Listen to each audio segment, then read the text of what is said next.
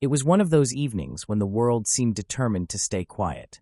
The kind of night where the rain had just finished its work, leaving the streets outside glistening like black glass, and the air inside my apartment carried that faint, earthy coolness that drifts in through a half-open window. I had been sitting on the couch with a book I wasn't really reading, listening to the muted tick of the clock and the occasional drip of rainwater sliding down from the gutters. Everything felt still, solitary. And then there it was. A knock. Soft at first, almost hesitant, but steady enough to pull me out of my thoughts.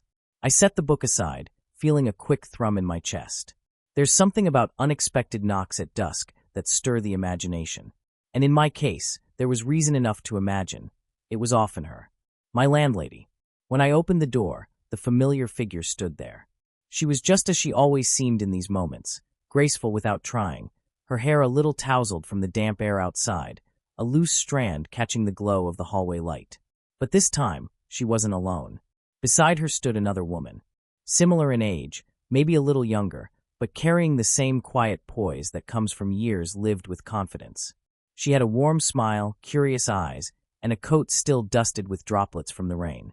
For a moment, my words stuck. The two of them together filled the narrow hallway with a kind of presence that made my small apartment feel even smaller. My landlady spoke first. "I hope we're not interrupting. We were just nearby." Her voice was gentle, the kind of tone that always seemed to carry a mixture of kindness and something I couldn't quite name, a guarded vulnerability that only revealed itself in flickers. I shook my head quickly, maybe too quickly, and stepped back, gesturing toward the inside. "No, not at all. Please come in." As they crossed the threshold, I caught the faint scent of them both, the freshness of rain clinging to her coat and the subtle floral perfume from the friend beside her. The mix drifted into the air of my apartment, replacing the stillness with something warmer, more alive. The floor creaked softly under their steps. My landlady's sleeve brushed my arm as she passed, just a light touch, unintentional, but I felt it all the same. Her friend glanced around with an easy curiosity, and then gave me a smile that felt both kind and knowing, as though she could already sense the unspoken history between us. I closed the door gently behind them, my heart oddly unsteady. The quiet of my evening had been broken, replaced by something far less predictable. The presence of two women who carried the night in with them, bringing laughter, warmth, and the start of something I hadn't expected when that knock first came. They stood there, waiting for me to say something more, and I realized my apartment wasn't exactly ready for company. A couple of books stacked haphazardly on the table, a half-empty mug near the couch, the faint scent of coffee still lingering in the air. It wasn't messy, but it wasn't the kind of place you show off with pride either. Still, there they were, looking at me with expectant smiles. "Please come in," I said again, trying to smooth the nervous edge in my voice. I stepped aside, giving them room to pass. The hallway light spilled into my living room as they entered, and just like that, my quiet little space felt completely transformed. My landlady moved first, her steps careful but familiar, as if she had walked this floor before. She brushed back a strand of damp hair, her eyes sweeping the room not in judgment, but in a way that made me suddenly aware of every detail. The blanket folded on the couch, the books I'd left out, the framed photograph on the shelf. Her friend followed behind, her laughter carrying lightly as she slipped off her coat. "It's so cozy in here," she said, her voice warm, and it struck me how different it sounded from the hush of my evenings alone. The sound of their presence filled the apartment. The soft creak of the floorboards under their shoes, the faint swish of fabric as they settled in. The space I had gotten so used to keeping quiet now felt alive with their energy. My landlady gave me a small, almost apologetic smile. "We were nearby," she explained again, her tone gentle. "We thought we'd stop in for a few minutes, if that's all right." I nodded quickly. "Of course. I'm glad you did." The words tumbled out, truer than I intended them to sound. As I took their coats and hung them by the door, the faint dampness of the fabric brushed my hands, carrying with it the cool, clean scent of the rain. When I turned back, the two of them had already stepped into the center of the room, their presence shifting the air. I motioned toward the table. "Please have a seat." My voice steadied a little now, though my pulse still carried that uneven rhythm of surprise.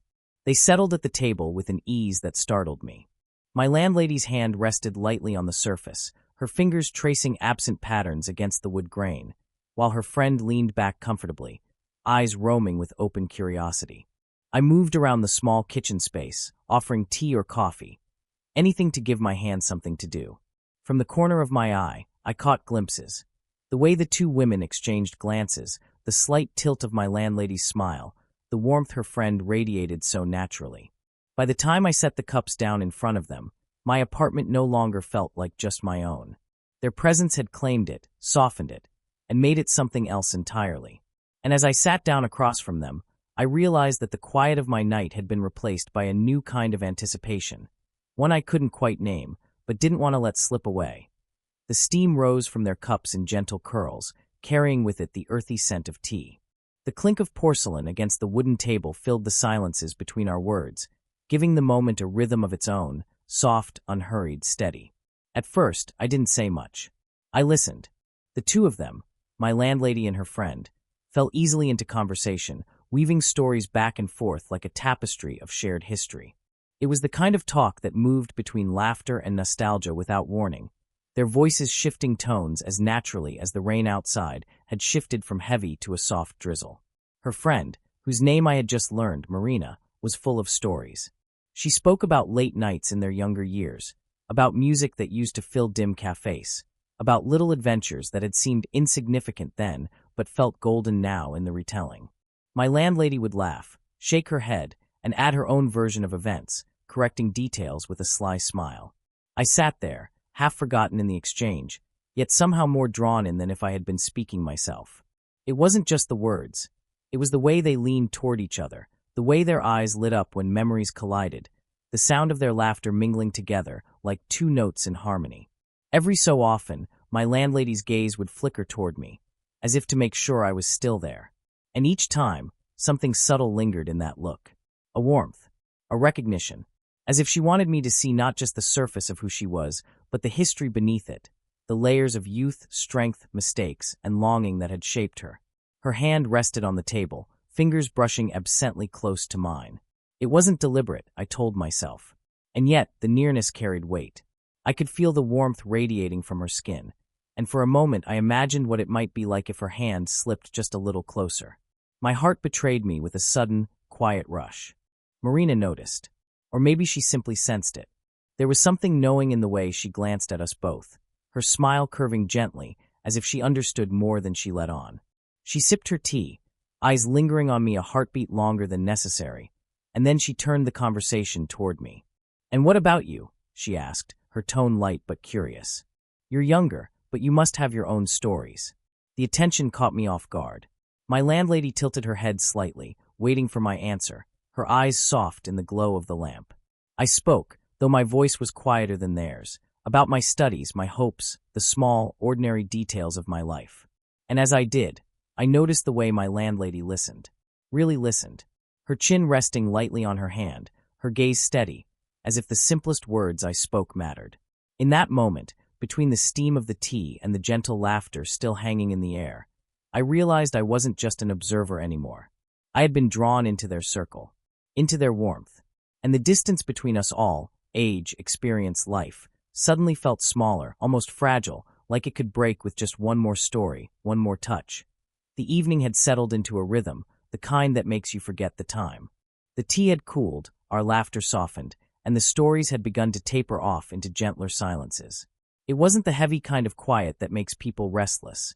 It was lighter, almost delicate, as if the room itself had drawn a long, contented breath. Marina leaned back in her chair, a mischievous smile tugging at the corner of her lips. She glanced between me and my landlady, and in her eyes I caught something playful, maybe even teasing.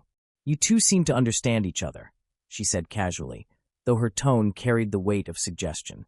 The words caught me off guard, and I almost laughed to cover the sudden warmth rising in my chest. My landlady gave her friend a sharp look, one that said more than words ever could. But Marina only sipped from her cup with exaggerated innocence, her smile never fading. I lowered my eyes to the table, though I could feel the heat in my cheeks. The surface of the wood had a faint shine under the lamplight, and my gaze fell on her hand, my landlady's hand, resting there, fingers curled gently against the grain. My own was close, closer than it needed to be, and in the quiet between us, the space separating our hands seemed to shrink until it felt like something alive. When I lifted my eyes, I found hers already on me. There was nothing playful in her look now. It was steady, searching, and it made my breath catch in a way I couldn't disguise. Her lips pressed together as though she were holding something back. Words, or maybe just the trembling edge of a feeling she didn't want to name. Beneath the table, her knee brushed against mine. Lightly at first, so slight I almost thought it accidental. But then it happened again, slower this time, the faintest pressure of fabric against fabric. My pulse quickened instantly, a quiet rush that I felt in my throat, my chest, everywhere at once. Neither of us moved away. The sound of the refrigerator hummed faintly from the kitchen, the only reminder that the world still existed beyond this charged silence.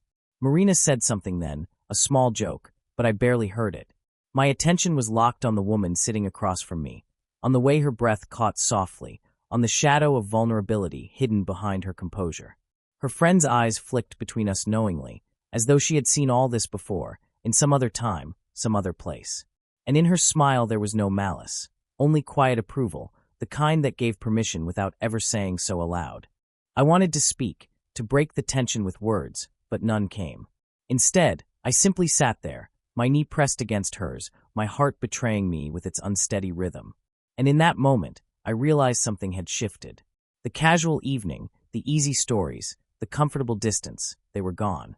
What remained was a quiet, fragile thread between us, and neither of us seemed ready to let it go. The room felt different now, quieter, heavier, though not uncomfortable. The laughter from earlier had faded, leaving only the hum of the lamp and the faint drip of water outside. Marina had gone still in her chair, watching us with a smile that seemed to carry both amusement and understanding. My landlady shifted slightly, her fingers still resting against the table. She inhaled as if she were about to speak, then paused, her gaze dropping toward the cup in front of her. Her thumb circled the rim slowly, absent-mindedly, like she was searching for courage in that small motion. When she finally spoke, her voice was softer than I had ever heard it. "It's strange," she began, her eyes still lowered, "how life can make you feel strong one moment and unsure the next." The words seemed to hang in the air, suspended in the quiet. She wasn't smiling now. Her usual calm composure had cracked just enough for me to see the hesitation beneath it.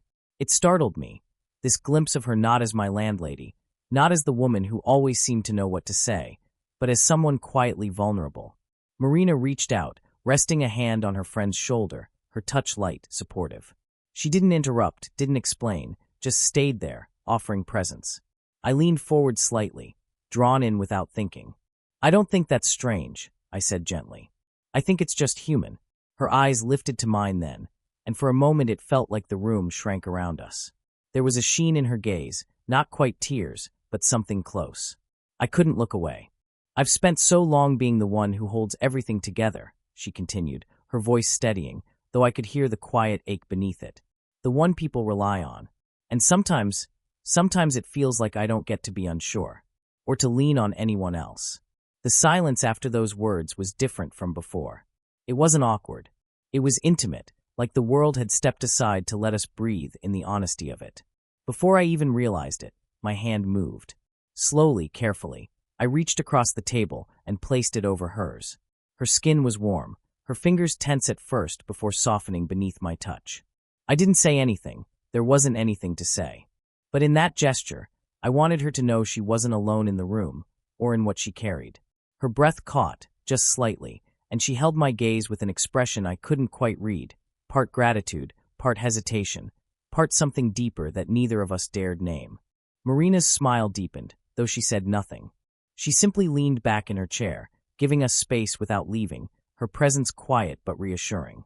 In that moment, the evening shifted again, not through laughter or glances or even words, but through a confession spoken softly across a wooden table and a hand resting against another, steadying the fragile balance of strength and vulnerability between us. The sound of a phone buzzing broke the spell. Marina glanced at the screen, her brow lifting slightly before she excused herself with a soft smile. "I should take this. Just a moment."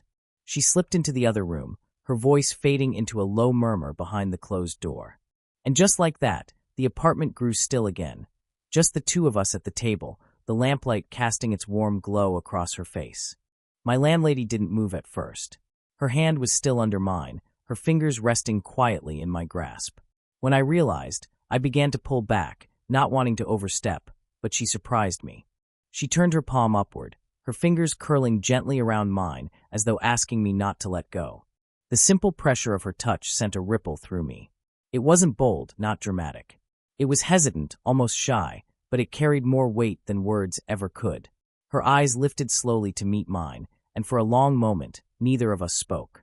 I could hear the faint hum of the refrigerator in the kitchen, the distant rain tapping lightly at the window, the soft rhythm of her breathing. Everything felt sharper in the silence. The brush of her thumb against my skin, the subtle warmth radiating between us, the way my pulse quickened just from her nearness. "I shouldn't," she whispered, her words trailing off before she finished them. But she didn't pull away. If anything, her hand held onto mine a little more firmly, betraying the conflict in her voice. I leaned forward slightly, careful not to break the fragile line that had formed between us. "You don't have to explain," I said softly. My voice felt different in my own ears, quieter, steadier, but carrying something I hadn't intended to show.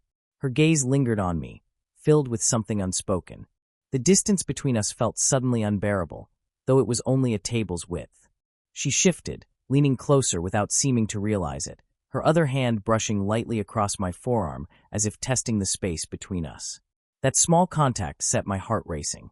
The brush of her fingertips was so slight, yet every nerve in me seemed to respond.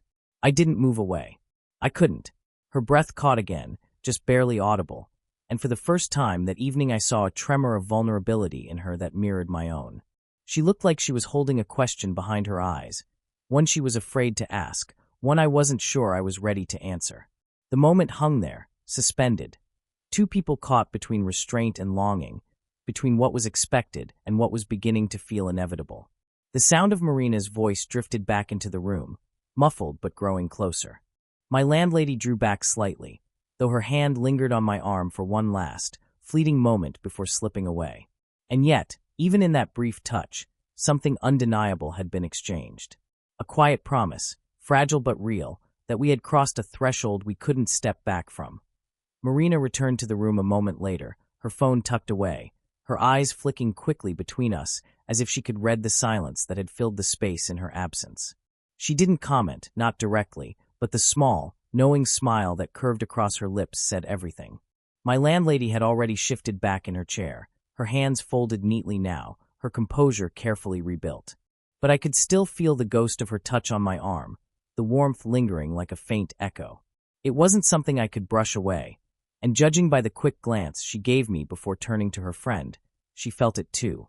The conversation resumed, lighter this time, safe topics, gentle laughter. It was as if we had silently agreed to keep the moment between us hidden, tucked away for now.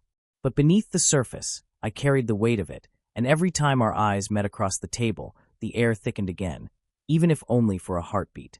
Eventually, Marina stretched her arms and rose with an exaggerated sigh. "We should be heading out before it gets too late," she said warmly, though her eyes lingered on the two of us with an unmistakable softness. My landlady stood as well, smoothing the sleeve of her coat. She moved slowly, almost reluctantly, as though she were fighting some quiet pull to stay. I followed them to the door, my steps feeling heavier than they should. At the threshold, I helped them into their coats, brushing away the faint dampness that clung from the earlier rain.